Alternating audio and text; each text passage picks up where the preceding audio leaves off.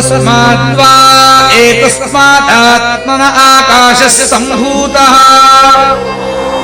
आकाशात् वायुः वायोरग्निः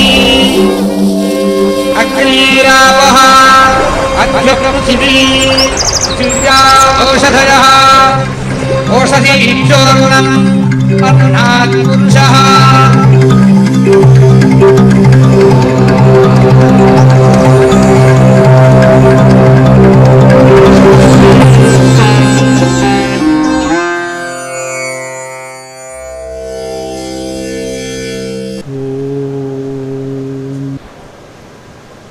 ஓம் charitable trust சார்பில் வேதம் என்கரேஜ் பண்ணுறோம் அப்படின்னு சொன்னால் வேத வாழ்க்கையில் யார் ஈடுபட்டிருக்காளையோ அவள் அத்தனை பேரையும் என்கரேஜ் பண்ணணும், அவளை ஊக்குவிக்கணும் அப்படிங்கிறது தான் தாற்பயம்.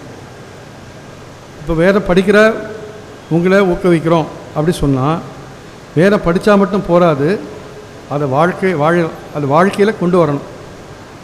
அதாவது வைதிகன் அப்படி சொன்னால் வேதம் படித்தவன் அப்படின்னு அர்த்தம்.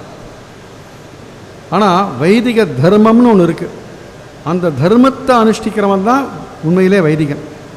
இப்போ ஞானிங்கிற பதம் இருக்குது, ஒரு விஷயத்தை தெரிஞ்சுனா ஞானி தான். அதாவது முக்கியமாக பிரம்ம ஞானின்னு எடுத்துப்போம். பிரம்மத்தை பற்றி நிறையா படிக்கிறோம், ஆனால் எல்லாருமே ஞானியான்னு கேட்டால் அது ரெண்டு விதமாக பிரிக்கிறா, பரோட்ச ஞானி அபரோக்ஷ ஞானின்னு. நம்மளாம் வேறு பிரம்மத்தை பற்றி படிக்கிறோம், படித்த அளவில் தெரிஞ்சிட்டோன்னா பரோட்ச ஞானிகள்.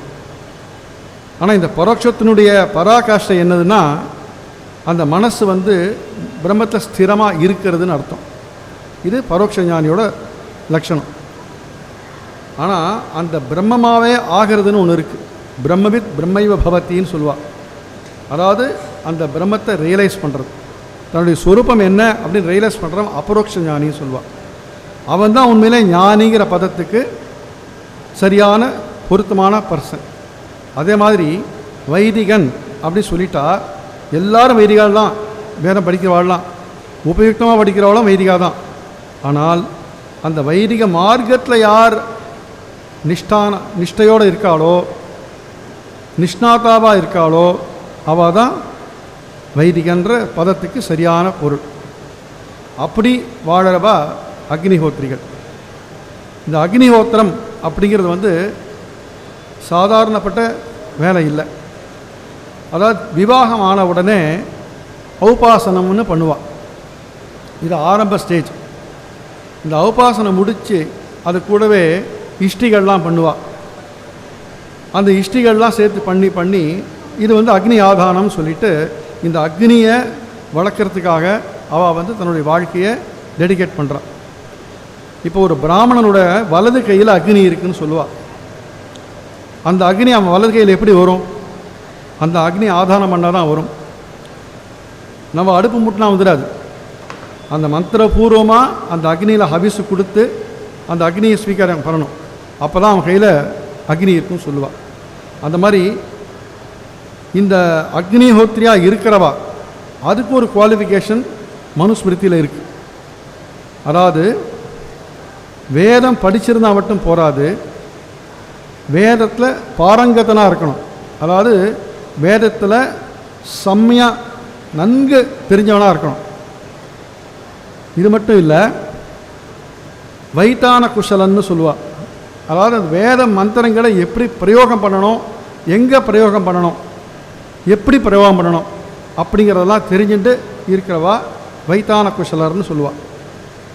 ஸோ இந்த அக்னிஹோத்திரியாக இருக்கிறவா இந்த ரெண்டு விதமாகவும் இருக்கணும். அதாவது என்ன, வேத வித்தாகவும் இருக்கணும், வைத்தான குஷலனாகவும் இருக்கணும்.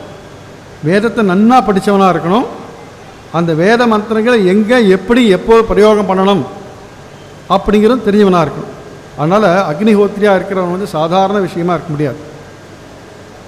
அடுத்தது என்னென்னா, இந்த அக்னிஹோத்திரம் பண்ணுறவன் சில பூர்வ அனுஷ்டானங்கள் பண்ணவா தான் அக்னிஹோத்திரியாக இருக்க முடியும். அது என்னன்றது ஒரு கொஞ்சம் சமஸ்கிருதத்தையும் சேர்த்து நான் சொல்கிறேன். ஏன்னா எனக்கு ஹிந்தியில் ரொம்ப பேச முடியாது, அதனால் சமஸ்கிருதத்தையும் சேர்த்து சொல்லிடுறேன். சமஸ்கிருதம் புரிஞ்சிக்க முடியும்னு நினைக்கிறேன். நார்த்தில் வந்தவளால், சவுத்தில் வந்தால் சில பேர் புரிஞ்சிக்கலாம்.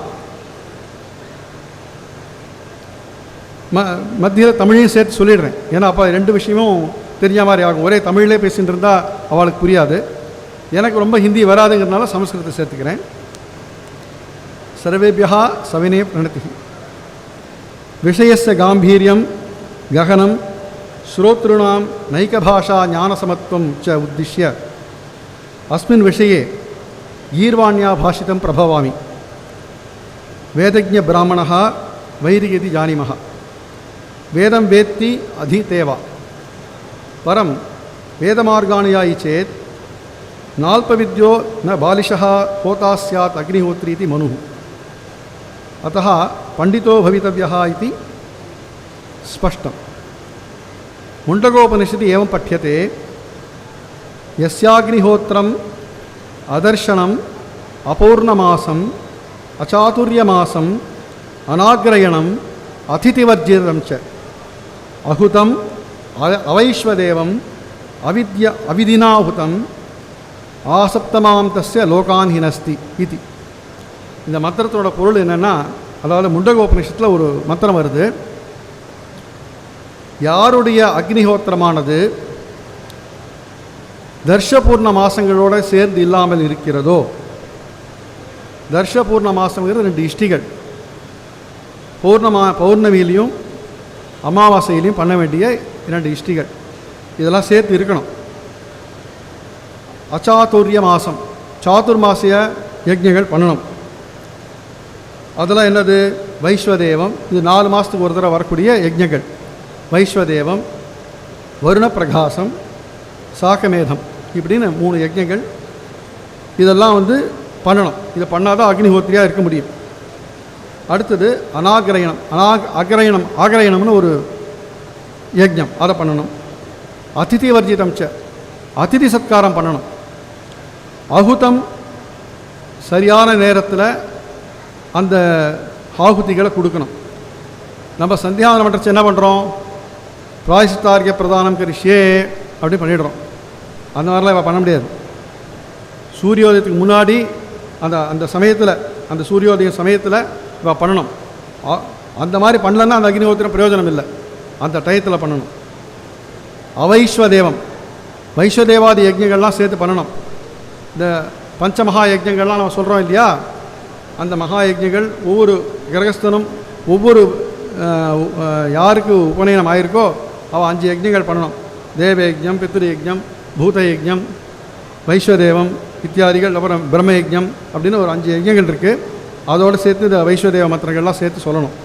அவைஸ்வதேவம் அவிதினாஹுதம், எப்படி செய்யணும்னு விதிக்கப்பட்டிருக்கோ அந்த மாதிரி செய்யணும். நம்ம இஷ்டத்துக்கு பண்ணிட முடியாது. ஒரு சின்ன ஒரு எக்ஸாம்பிள் சொல்கிறேன். இப்போ நம்ம ஆச்சமனம் பண்ணுறோம், அடுத்தது புரோக்ஷனம் பண்ணுறோம், அப்புறம் பிராசனம் பண்ணுறோம், மறுபடியும் பிரதி புரோக்ஷனம் பண்ணுறோம், திருப்பி புனர்போக்ஷனம் பண்ணுறோம். சப்போஸ் நம்ம அந்த ஆபோஷனம் பண்ணுறதுக்கு மறந்துட்டோன்னு வச்சுப்போம்.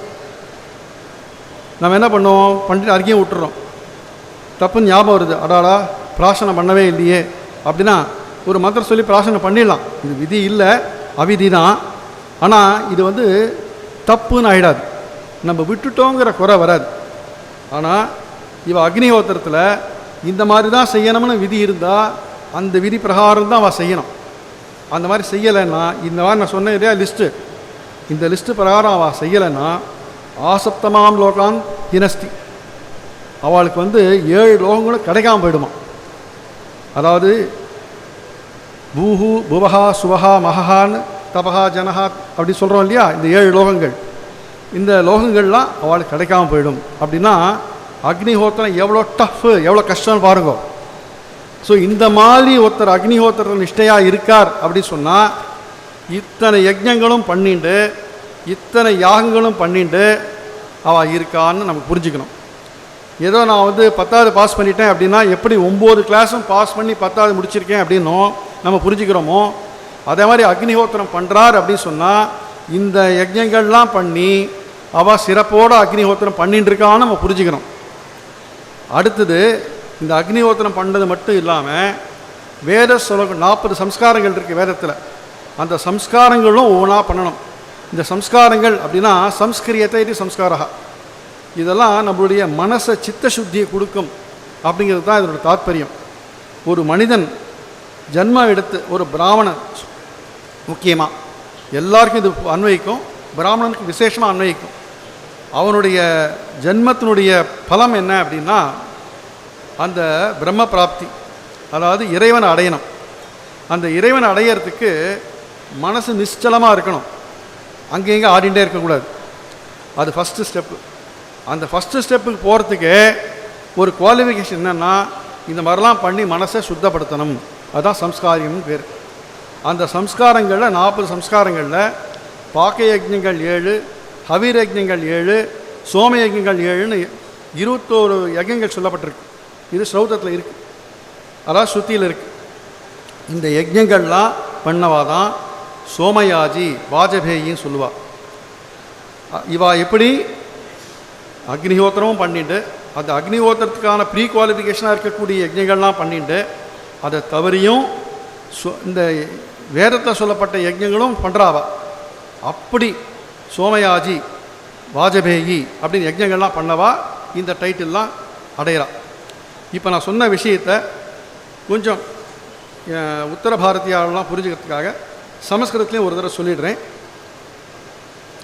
यदि अग्निहोत्र कर्म दर्शपूर्ण इष्टिभिः सह नो चेत् एताः इष्टयः प्रति अमावास्यां पूर्णिमायां च करणीयाः तैः सह यदि न क्रियते चेत् यदि चातुर्मासी यज्ञैः सह न वर्तते चेत् चतुर्षु पर्वेषु क्रियमाणाः यज्ञाः वैश्वदेव वरुणप्रघास साकमेध यज्ञाः एतैः सह न तिष्ठति चेत् यदि आग्रयण यज्ञैः नान्वितं चेत् अतिथि सत्कार वर्जितं चेत् यदि उचितकाले न कृतं चेत् वैश्वदेवादि पंचदैनचर्य यज्ञैः सह अकृतं चेत् एतावता मात्रं न यदि ज्ञातं वा अज्ञातं वा विधिवत् न निर्वर्तितं चेत् अथवा नियम उल्लङ्घेन कृतं चेत् तत् निष्प्रयोजकं भवति। एतेन किं ज्ञायते? अग्निहोत्री संध्यावन्दन प्रभृति स्मार्त श्रौत इत्यादि सर्वेषां कर्मणामपि कर्ता भवति इति ज्ञायते। यदि तादृशं सः न भवति चेत् तस्य अग्निहोत्रं निष्फलं भवति। अग्निहोत्री भूर्भुवस्वरादि सप्तलोकेभ्यः वञ्चितो भवेत्। एतेन मन्त्रेण किं ज्ञायते? यदि सकामो वा निष्कामो वा कश्चित् अग्निहोत्रकर्मणि प्रवर्तते तेन बहु आयासपूर्वकं तत्कर्म करणीयं सश्रद्धया समेधया अप्रमत्तेन च। मुख्यविषयः स्मर्तव्यः। अग्निहोत्रकर्मफलं तस्य यत्किमपि भवतु सर्वेषां कृते तत् पर्जन्यप्राप्तिफलं विदधाति। स्वस्य आयासात् परान् तुष्टीकरोति। एतत् एकं प्रयोजनम्। एतत् दृष्टफलम्, अदृष्टम् अनेकं। शास्त्रविदां सम्पर्कवशात् तान् अवगन्तुं शक्नुमः। इतोपि अधिकं तत्कर्म कर्तव्यः ज्ञातव्यम्। அதாவது அக்னிஹோத்திர கர்மா பண்ணுறதுனால என்ன பிரயோஜனம் கேட்டால் பர்ஜன்ய பிராப்தி, அதாவது மழை வரும். உச்சித காலத்தில் மழை பெய்யும். இந்த மழை வரத்துக்கு பகவான் என்ன சொல்கிறார் கீதையில்? மனிதர்கள்லாம் தேவர்களை திருப்திப்படுத்தணும். தே தேவா பாவயந்தா தே தேவ, யார் எந்த தேவர்கள்லாம் அதாவது திருப்திப்படுத்தப்பட்டாலோ அவர்கள்லாம் உங்களுக்கு வருஷம், அதாவது மழையாக பொழிஞ்சு உங்களுக்கு அபிவிருத்தி பண்ணுவா. உங்களுக்கு வேண்டிய சாப்பாடோ தனங்களோ எல்லாம் அபிவிருத்தி பண்ணுவா அப்படின்னு பகவான் சொல்கிறார். இது என்ன சொல்கிறது, எக்ஸ்சேஞ்ச் பிஸ்னஸ். நீ தேவர்களுக்கு அபிஸ் கொடு, தேவர்கள்லாம் உங்களுக்கு இயற்கை வளங்களை கொடுப்பா அப்படிங்கிறது. இப்படி அந்த இயற்கை வளங்களை நம்ம வாங்கிறதுக்கு அவளுக்கு ஹவிஸ் கொடுக்கணும் இல்லையா? அந்த ஹவிஸ் கொடுக்க நம்ம ரெப்ரசன்டேட்டிவாக இந்த அக்னிஹோத்திரிகள் பண்ணிகிட்டு இருக்கா. தான் மட்டும் பண்ணுறல, யஜனம் யாஜனம் ச அப்படிங்கிற மாதிரி இவா பல யஜ்ஞங்களுக்கெல்லாம் போய் அவளை யஜ்ஞங்களை பண்ண வைக்கிறா. இப்படியாக நமக்கு இந்த லோக க்ஷேமத்துக்காக பலவிதத்தில் அக்னிஹோத்திரிகள் பண்ணுறதுனால இந்த ஓம் சேரிட்டபிள் ட்ரஸ்ட்டில் அப்படிப்பட்டவாளை வருஷா வருஷம் கௌரவிக்கணும் அப்படிங்கிற ஒரு தாற்பயம் எடுத்துட்டு இதுக்காரம் பண்ணிட்டு இருக்கோம். இதுக்கு மேலும் பண்ணுவோம். அவளுடைய அனுகிரகம் நமக்கு கிடைக்கும்னு பிரார்த்திச்சுட்டு